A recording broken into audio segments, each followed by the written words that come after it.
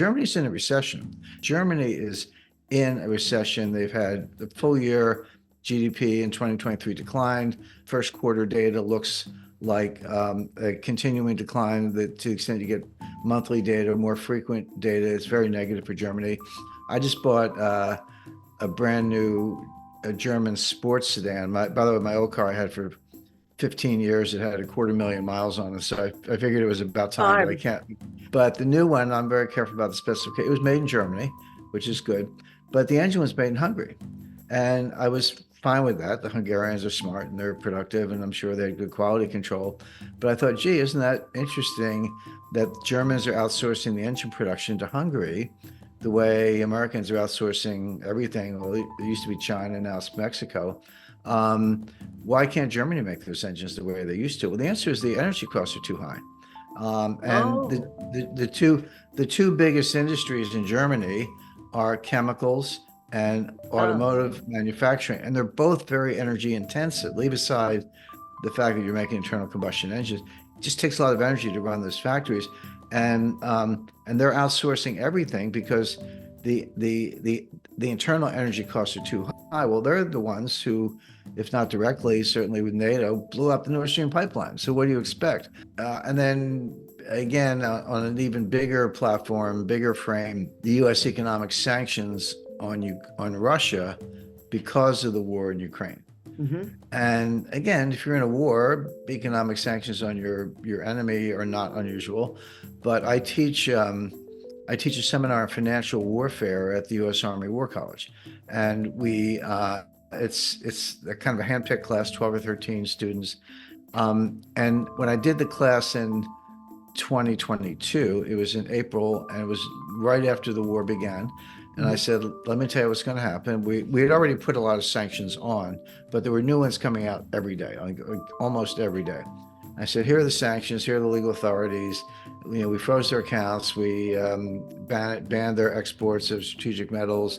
We banned their exports of oil and natural gas. We banned imports to Russia of technological equipment, et cetera, et cetera. And I remember Biden screaming, we're going to destroy the ruble, we're going to sink the ruble, et cetera. And I said, none of this is going to work. Not only will it not slow down the Russian economy, it will actually boomerang and hurt us, meaning the Western Europe and the United States, more than it hurts the Russians. And I got a lot of pushback from the class. They were all, gung ho. I mean, I don't blame them. They're military. They want to win a war or whatever. But I said it's not political. I said, I can just tell you that's what's going to happen. The people in charge of it, Wally Adeyemo, who's the Deputy Secretary of the Treasury, let alone Janet Yellen, who's completely clueless. She's our Treasury Secretary. Mm-hmm. Said they understand the law, at least Wally does. Yellen does not. But they don't understand economics. They don't understand how easy it is to work around sanctions, how easy it is to use import substitution, et cetera. So anyway, I taught the class again last spring. I guess my next one will be coming up in a couple of months. But in the spring of 2023, I taught the class. I said, let me tell you what I taught last year's class. And I kind of went down the list. And I said, and I was right about everything. Wow. I was right that the sanctions wouldn't work. I was right that they would boomerang. Today, the biggest problem in the Russian economy is a labor shortage. That economy is booming. It grew about 5% in the fourth quarter of 2023. The ruble is stable. It had the big dip, and then it came all the way back, and then it was stable for the better part of a year. Over a year, went down a little bit, but not a lot. That had to do with oil prices. If they have an economic problem, they have a little bit of inflation, which means your economy is running hot. So Vera Nabiullina, who's the head of the Central Bank of Russia, I say she's the only central banker in the world who actually knows her job. She raised interest rates a little bit just to cool it off. But they have labor shortages. And one of the reasons they have labor shortages is not only did they put the economy on a complete war footing, but so many people are enlisting in the military that they can't get workers in their 20s. I mean, this is the myth in the West, what you would read in in the Sydney and Melbourne newspapers, or the Financial Times, or the Economist, the New York Times, Washington Post, et cetera, is Russia, the troops the morale is low, they're poorly trained, their officers are all sitting around drinking vodka, they don't have a doctrine, military doctrine, et cetera. they're all lies. Every single one of those things is a lie. The fact is, they're winning the war. They're advancing on the entire battle line from Avdiivka to Kupiansk, and Liman and a number of Bakhmut and a number of other points in between. They're advancing, but the Russians take their time. All you have to do is look at the Eastern Front in World War II. I mean, Yeah. there were get the number right, 20 million people killed in combat, and I think another 10 million civilians.